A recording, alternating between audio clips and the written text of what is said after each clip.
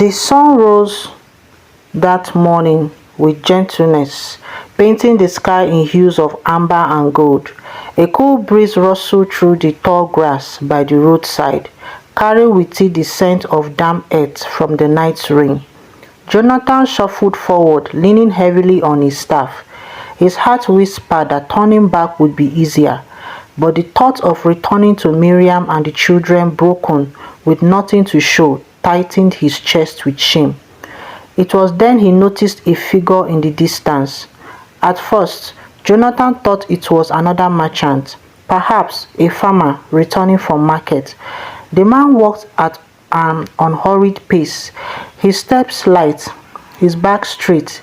His clothes were simple, a tunic faded by the sun and sandals dusty from the road, but something about his presence caught Jonathan's eyes. Even before he drew close, Jonathan felt noticed. The stranger raised a hand in greeting as he approached. Peace be with you, traveler. Jonathan blinked at the surprise of the warmth of his tone. Most people glanced at him with pity or avoided him altogether. You look queer and frank, and I sit to you a while. Jonathan nodded, shifting to make space. The stranger lowered himself to the ground with ease, as though the journey had not touched him at all. For a moment, they sat in silence, listening to the rustle of the leaves and the distant calls of birds. Then the stranger turned to Jonathan. Where are you going?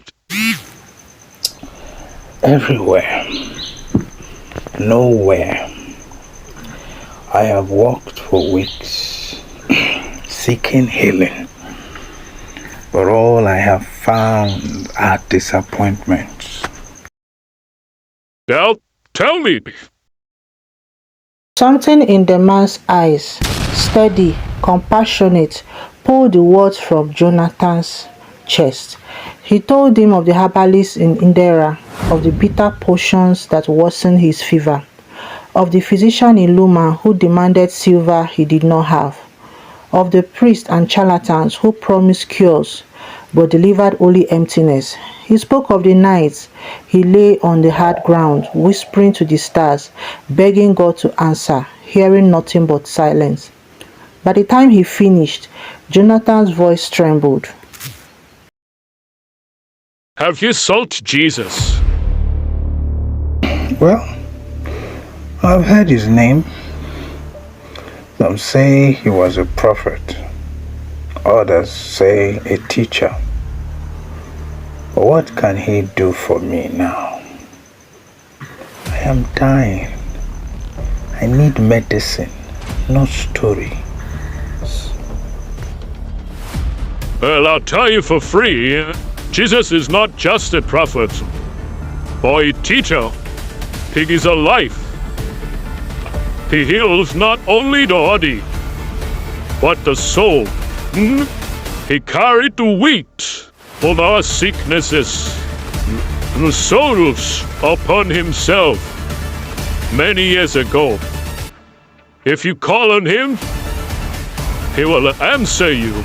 And he is God's help for humanity. Prayer? I've tried that. I have prayed before. To God, to the Spirit, to anyone who would listen. The silence has been my only answer. Jesus is not like the others you sought. He's different. He's not a man demanding silver, coins, or sacrifices. He's a son of God, and he gives freely. The question is not whether he hears you at all. The question is whether you will trust him.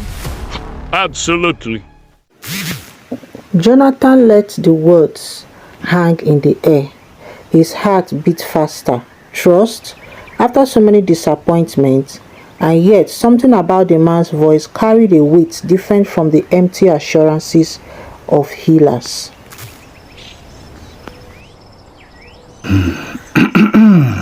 And if I trust and nothing happens, if he does not heal me, well, then you lose nothing. But if you trust and he answers you, you gain life itself. The simplicity of the words pierced Jonathan. He looked down at his trembling hands, the stick he leaned on, the dust caked on his feet. What did he have left to lose? The stranger's hand rested lightly on his shoulder. May I pray for you, please? yes, yes, please. Prayer, I need it. Lord Jesus, you see this man. Now see through him. You know his suffering, his weariness, his desire. You carried his pain on the cross. I ask now that you touch him, restore him, and let him know your love. That even before you got to the cross, you had taken away his sickness. That it was at the cross you dealt with his sin. In your name, amen. As the words fell into the air, Jonathan felt something stir within him. It was not a sudden rush of strength, nor an immediate end of pain. Rather, it was peace, a warmth that spread through his chest, loosening the knot of fear that had bound him for months. Tears welled in his eyes.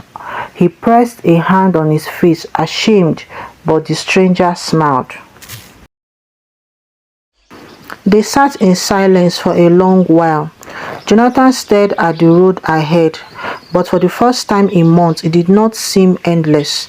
The thought of Miriam's face, Daniel's laughter, Sarah's small hands no longer filled him only with sorrow. Instead, something like hope. When the sun climbed higher, the stranger rose. Remember, Jonathan, that it is written that whosoever calls upon the name of the Lord Jesus shall be saved. Not once, not twice, but every day until you see the transformation in your life, in your body. He is nearer than you think. Wait a minute. Who are you? What is your name? Just a stranger like you. Jonathan stood, staring, long after he was gone. His heart pounded, not with fear, but with something new, something alive. The name echoed in his mind, Jesus. That night, as the stars emerged one by one, Jonathan lay on the earth and whispered for the first time, Jesus, if you are real, if you hear me, help me. His voice cracked, but he kept repeating the name over and over until he drifted into the deepest, most peaceful sleep he had known in months. He did not yet know it, but the course of his journey had shifted. The road that once led only to despair was now guiding him toward life.